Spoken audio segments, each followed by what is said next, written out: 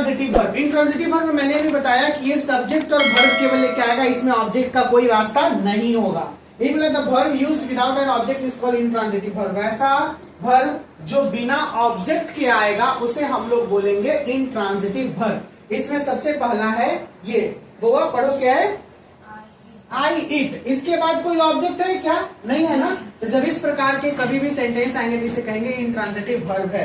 इसका हिंदी क्या हो जाएगा? मैं खाता हूँ। बहुत बढ़िया। और दूसरा क्या है? I am laughing. I am laughing क्या हो जाएगा? मैं हंसती हूँ। मैं हंस रही हूँ। ठीक है। और यहाँ पे लाफिंग के बाद कोई भी ऑब्जेक्ट नहीं है तो इसीलिए ये क्या कहलाएगा? Intransitive verb. तीसरा आपका ये पढ़िए, ये अच्छा है। हाँ बताइए हिंदी। वह दौड़ता है। बहुत बढ़िया, समझ रही हैं अब आप। अब अच्छा है। सब्जेक्ट प्लस वर्ब, यही दो वर्ड, ऑब्जेक्ट इसमें नहीं है। यहाँ पे मैंने लिखा है कि many people think that the verb like it, beat, read, etc. Are always used as a transitive verb. बहुत लोग ऐसा सोचते हैं कि इट, बीट, रीड ये सब जो है ना ये केवल ट्रांजिटिव वर्ब हो सकता है, केवल ट्रांजिटिव वर्ब है मेन वर्ब में। लेकिन बट दिस इज नॉट, ये सही नहीं है। Unless there is an object after a verb, जब तक एक वर्ब के बाद ऑब्जेक्ट नहीं रहेगा तब तक हम उसे मतलब ट्रांजिटिव नहीं मानेंगे। इसीलिए सब वर्ब के बाद ऑब्जेक्ट होना बहुत जरूरी है। अगर ऑब्जेक्ट नहीं रहेगा तो हम लोग उसे इंट्रांजिटिव कहेंगे और ऑब्जेक्ट रहेगा तो उसे हम लोग ट्रांजिटिव कहेंगे। ओके, इसका एक नोट और है, बस लिखवा देता हूं। देखिए नोट 2 आपसे कहना चाहता है, नोट 2 बहुत ही इंपॉर्टेंट लाइन है, याद रखिएगा। और ये लाइन आपको हमेशा आगे की तरफ कॉम्पिटिटिव लेवल का लाइन दिया है ये भैया। अभी तो हम लोग पढ़ रहे हैं बेसिक ग्रामर, लेकिन इसमें भी कुछ ऐसे बात घुस आया है ना कि एकदम तहलका मचाने वाला। बोल रहा है कि there is difference between an object and complement. यानी देखिए जब हम लोग सेंटेंस बनाते हैं ना तो सेंटेंस ऑब्जेक्ट के साथ भी होता है और कॉम्प्लीमेंट के साथ भी होता है। कॉम्प्लीमेंट का मतलब सेंटेंस के लिए आने वाला शब्द, एक वर्ड जो होता है उसे कॉम्प्लीमेंट भी बोलते हैं। ठीक है, नहीं उसके साथ जुड़ा हुआ होता है। तो यहां पर बोल रहा है कि for a verb to be transitive, एक वर्ब तभी ट्रांजिटिव होगा जब नेसेसरी उसके साथ ऑब्जेक्ट आए, कॉम्प्लीमेंट नहीं आए। क्या नहीं आए? कॉम्प्लीमेंट नहीं आए। ठीक है, ये कॉम्प्लीमेंट इट्स मीन इसको हम लोग पूरक भी बोल सकते हैं और सेंटेंस का एक पार्ट भी बोल सकते हैं जो सेंटेंस को कंप्लीट करने में मदद करता है, लेकिन वो ऑब्जेक्ट नहीं होता है। क्या नहीं होता है?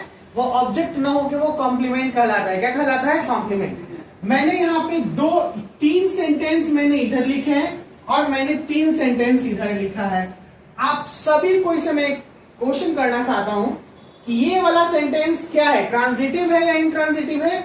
ये वाला क्या है, ट्रांजिटिव है या इंट्रांजिटिव है? बताइए तो जल्दी से, क्या लग रहा है? जल्दी से, क्विक फास्ट।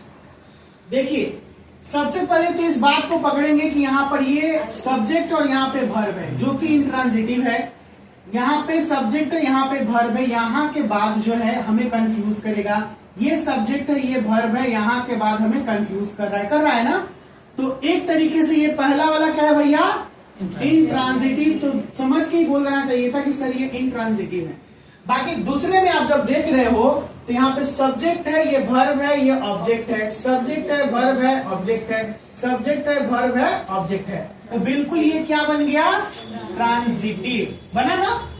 अब हमको समझाना है कि सर ये जो आया है ये क्या है। तो आप देखिएगा यहाँ पर स्टार्ट किया है प्रीपोजिशन से, यहाँ पे भी स्टार्ट किया है प्रीपोजिशन से, किया है ना। यानी डायरेक्ट एज अ नाउन नहीं आ रहा है, जहां पे ये तीनों में आया है। देख लीजिए, ठीक है। वर्ब के बाद क्या आया है? डायरेक्ट नाउन आया है ऑब्जेक्ट के रूप में। ऑब्जेक्ट एज अ नाउन बोल सकते हैं ना। नाउन या प्रोनाउन जब ऑब्जेक्ट के रूप में आते थे, वर्ब के साथ जब आता है तो वो बन जाता है ऑब्जेक्ट। लेकिन अगर वर्ब के साथ तुरंत नाउन या प्रोनाउन नहीं आया तो ये बन जाता है कॉम्प्लीमेंट। क्या बन जाता है? कॉम्प्लीमेंट बोलते हैं इसको। आई ईट ऑन द टेबल, मैं टेबल के ऊपर खाता हूँ। ठीक है। He reads in his study room, वो अपने स्टडी रूम में पढ़ता है। और आई ईट, मैं खाता हूँ। तो इस प्रकार के अगर सेंटेंस आपके इति में रहे, ठीक है ना, एग्जांपल्स में आप बनाने में, तो आप इसको डायरेक्ट मानिएगा कि ये इंट्रांजिटिव है। क्या है? इंट्रांजिटिव है। ऑब्जेक्ट का मतलब जो होता है कि हमेशा नाउन और प्रोनाउन वर्ब के तुरंत बाद आए। कोई दिक्कत? ये यहाँ पर छोड़ दिया है। समझ में आया?